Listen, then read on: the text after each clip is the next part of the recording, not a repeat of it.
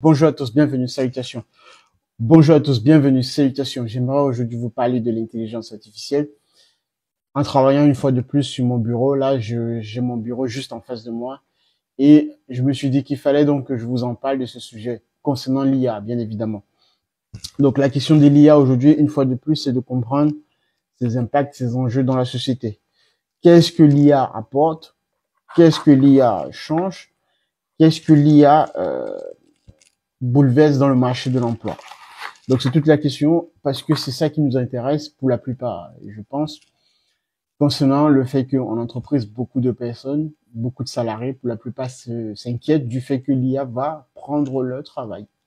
Alors, avant de penser à cette question, vous devrez toujours, je le dis toujours d'habitude, de penser à vos interactions avec un logiciel ou avec des personnes en entreprise.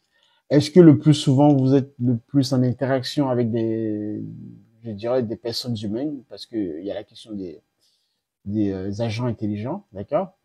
Un humain est un agent intelligent, c'est la raison pour laquelle j'utilise ce mot-là, agent humain. Est-ce que vous êtes le plus souvent en contact avec un humain ou est-ce que vous êtes le plus souvent en contact avec des programmes informatiques, avec des logiciels?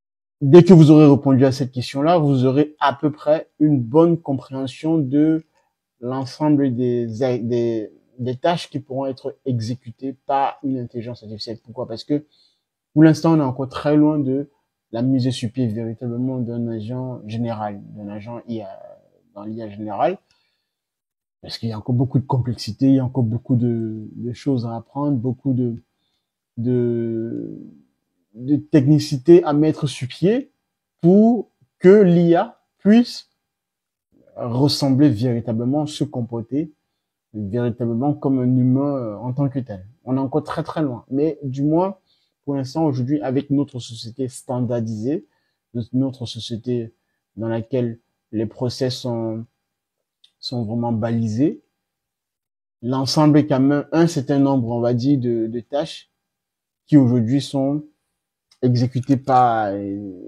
des automates, peuvent aujourd'hui déjà être transférées aux agents intelligents. Voilà comment, dans une certaine moindre mesure, vous aurez une bonne compréhension de l'ensemble des activités de vos activités qui pourront être prises en charge par une intelligence artificielle.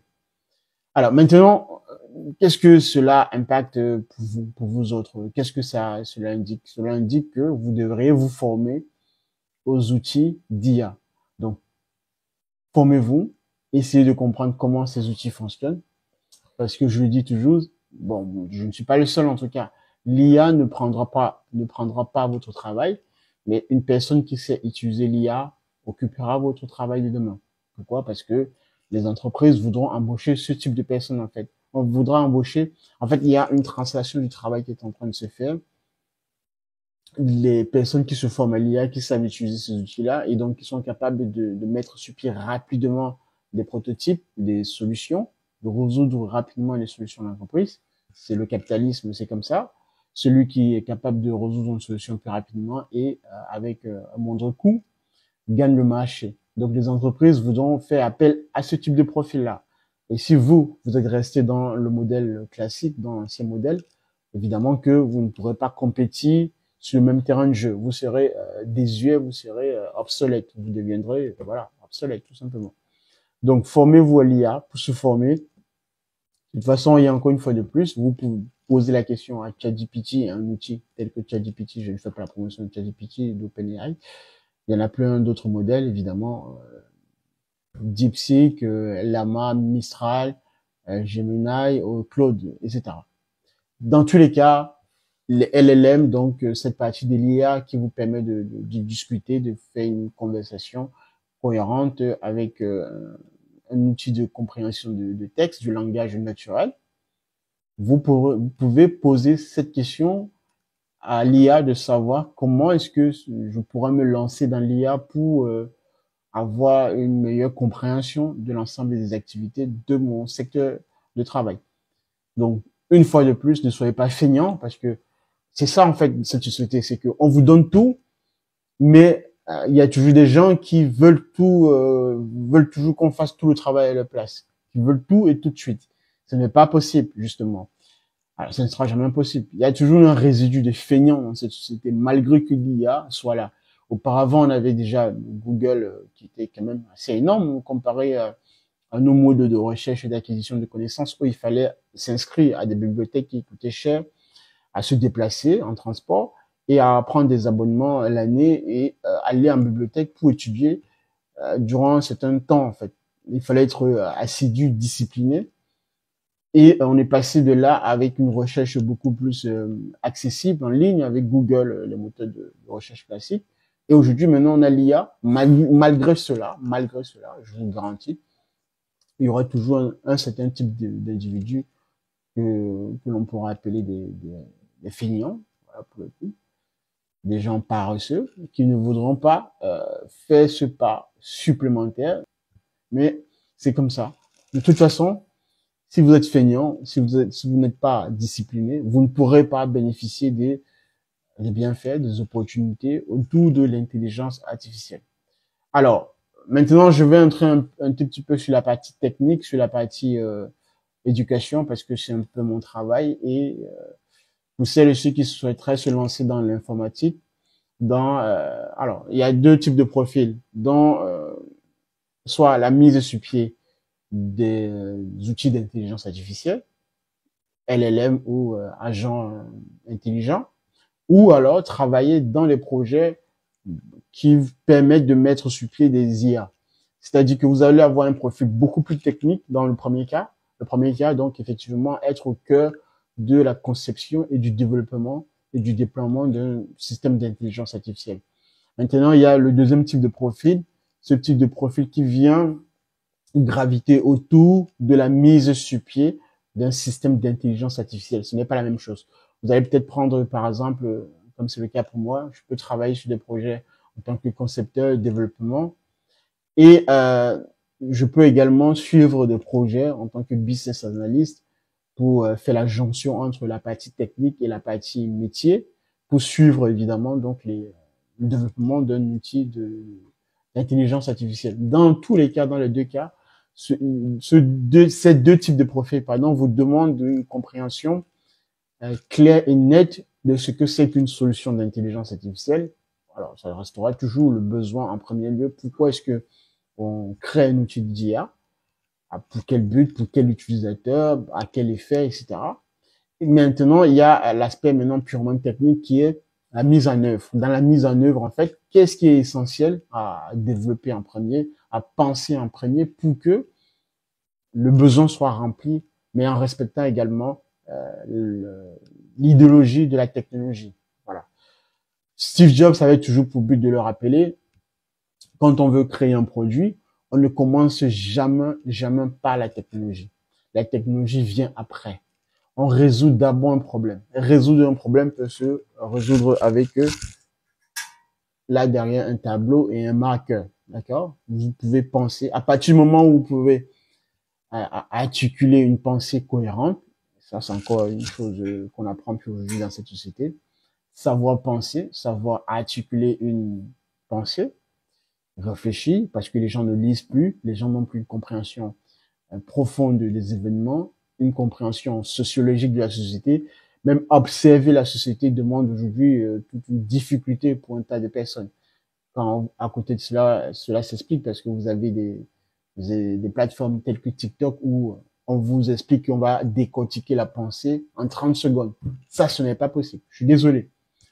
Bon, bref, je vais pas faire trop de digression. Dans tous les cas, à partir du moment où vous pouvez penser, écrire, d'accord, écrire, cela demande quand même d'avoir du vocabulaire, d'avoir de la compréhension de ce que l'on écrit, d'accord.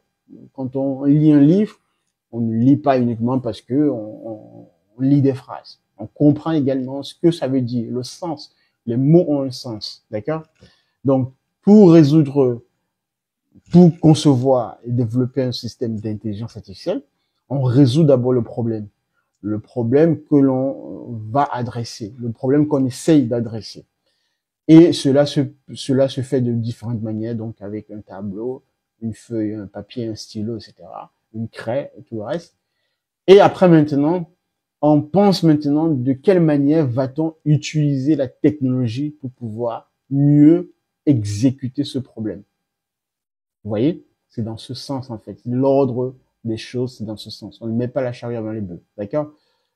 Donc, une fois qu'on a respecté ce protocole, on va dire, qui est toujours bon de rappeler, on va pouvoir maintenant, je vous donne des exemples de mise en application de systèmes d'intelligence artificielle en respectant l'IA. C'est de se dire que, bien évidemment, que l'IA vient apporter cette exécution rapide, vient alléger le travail qui se faisait avant sous une certaine contrainte, avec plus de temps. L'IA vient disrupter cette méthodologie-là. Donc, l'idée de mettre sur pied un système d'intelligence artificielle, c'est de pouvoir, évidemment, aller plus vite, mieux faire et gagner, bien évidemment, le plus de clients, le plus d'utilisateurs et fidéliser son marché et être le numéro 1, number one de son secteur d'activité. Donc, dans la partie technique, vous allez respecter, si je prends les agents intelligents, puisqu'aujourd'hui, c'est de plus en plus, c'est ça qui est en train d'être développé par OpenAI, tous les géants de la tech à la Silicon Valley.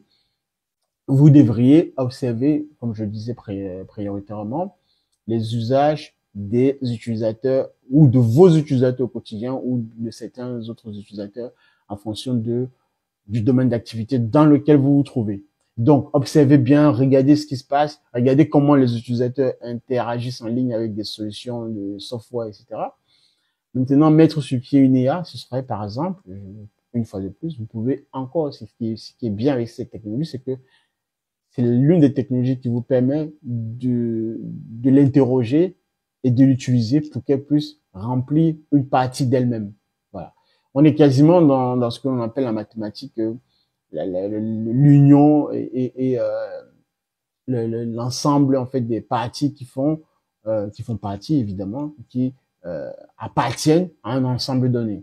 Donc ici vous pouvez utiliser un agent de type ChatGPT, un LLM, pour poser des questions sur comment on met sur pied un agent intelligent et à partir de ces recommandations-là, donc développement, quel langage de programmation dois-je utiliser, Python par exemple, ou Java et tout le reste, quel outil devrais-je utiliser pour pouvoir développer rapidement mon programme. Vous avez aujourd'hui des assistants copilotes qui vous permettent d'aller beaucoup plus vite dans la rédaction de votre code. En fait, c'est ça qui change le game changer.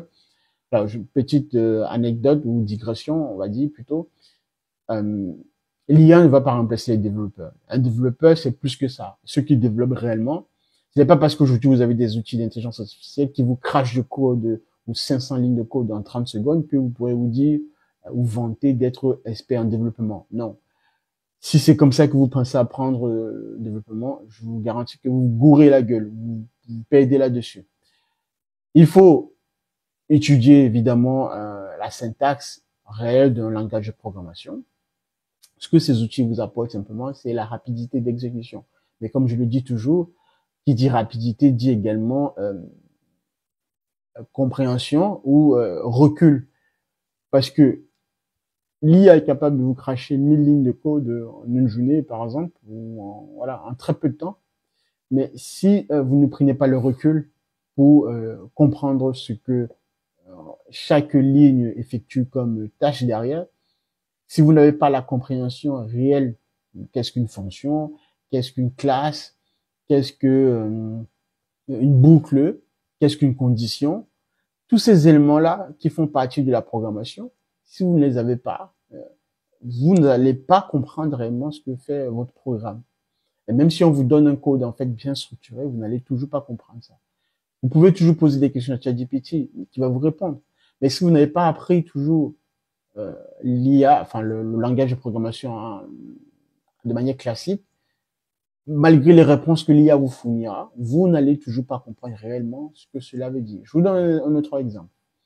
On va dire, vous êtes en train d'étudier un problème mathématique, d'accord? Moi, aujourd'hui, par exemple, on va dire, vous prenez n'importe quel étudiant qui est en terminale, vous lui donnez un exercice de Bac+1 ou de maths sup, par exemple. L'élève en question peux prendre le problème et poser la question à ChatGPT. Bien évidemment que ChatGPT va résoudre ce problème-là, mais pour autant, l'élève de terminale ne pourra pas comprendre ce que cela veut dire, parce que ce n'est pas son programme. Il n'a jamais vu ces notions-là, par exemple les fonctions holomorphiques avec des valeurs complexes dans un sortie, ou certaines dérivations énièmes et tout le reste. Ça, c'est le problème que beaucoup de personnes rencontrent aujourd'hui, mais ne s'en rendent pas compte, c'est que ce n'est pas parce que vous avez posé la question à l'IA, à ChatGPT, vous lisez le retour de réponse de sortie, que pourtant vous avez compris comment résoudre le problème en question. Si au préalable, vous n'avez pas fait l'effort d'étudier de manière classique le problème en soi. C'est toute la question. Et beaucoup de gens se méprennent là-dessus en pensant que de cette manière-là, on va pouvoir remplacer tous les métiers par cette analogie. Non. L'IA vient aider uniquement les personnes qui ont déjà fait le travail en amont, qui ont déjà fait le travail au préalable. Si auparavant vous avez pu étudier la programmation, pour revenir sur la partie de l'IA, donc une des compétences clés pour pouvoir développer des logiciels, utiliser l'IA aujourd'hui vous sera bénéfique parce que vous irez beaucoup plus vite et par conséquent, vous serez donc en mesure d'écrire des lignes de code beaucoup plus intéressantes. De la même manière que si auparavant vous saviez déjà résoudre calculer la dérivée d'une fonction en mathématiques, d'une fonction à valeur réelle, aujourd'hui, avec l'IA, si je vous demande de résoudre un problème qui va dans ce sens-là, en posant la question à l'IA, vous saurez pourquoi est-ce que l'IA a appliqué ce raisonnement. C'est la raison, c'est le pourquoi. Beaucoup vont prendre en sortie la réponse de l'IA comme valeur d'évangile, comme parole d'évangile, comme on le disait si bien, mais ne pourront pas comprendre le raisonnement par lequel l'IA est passé pour pouvoir arriver à ce résultat-là. Et si vous n'avez pas du coup ce recul-là, en aucun cas, l'IA vous sera bénéfique parce que, en fait, vous serez tout simplement un ignorant devant cet outil. Donc, pour revenir vraiment à ce que je disais au préalable, travailler autour de l'intelligence artificielle, donc dans le suivi de la mise sur pied des projets autour de l'IA, vous demandera donc de comprendre tous les aspects, ou en tout cas un bon nombre d'aspects de mise sur pied de l'IA à travers soit donc les agents intelligents. Qu'est-ce qu'un agent intelligent? Donc prendre une tâche ou un certain nombre de tâches que les humains font aujourd'hui actuellement dans la société, les résoudre par une intelligence artificielle, donc un agent IA, jusqu'à atteindre un but final. Et maintenant, vous allez choisir la méthodologie avec laquelle l'agent intelligent devrait s'y soumettre pour pouvoir arriver. Donc voilà les questions comme ça qui vont se poser forcément à la mise sur pied de votre agent intelligent lorsque vous serez confronté. Globalement, c'est tout ce que je pouvais dire là-dessus aujourd'hui. Et de manière générale, de toute façon, je reviendrai les prochaines fois pour vous en parler mieux encore. Et il y en a beaucoup de choses à dire, évidemment. Il y en a beaucoup. C'est assez vaste, en fait. Vous voyez. Donc, formez-vous, il est encore temps. Utilisez déjà ChatGPT, par exemple, téléchargez-le ou essayez de comprendre déjà à la base comment fonctionne un grand modèle de langage. Comment alors, pour d'autres personnes qui voudraient purement aller vraiment dans le cœur de la chose, donc, intéressez-vous à l'aspect mathématique, comprendre l'algèbre linéaire, les notions d'algèbre linéaire, des probabilités, de compréhension de comment le modèle des transformeurs avec la tension permet effectivement de fournir des réponses cohérentes et structurées. Voilà ce que je pouvais dire. Abonnez-vous, likez et partagez. Ça me permettra évidemment de bien référencer cette vidéo. Et la prochaine fois, de pouvoir vous en faire une nouvelle vidéo de compréhension de manière globale de l'IA, ses enjeux, ses impacts, et ce que vous pourrez en tirer comme opportunité. Merci les amis, on se retrouve à la prochaine. Restez concentrés. Je vous dis au revoir.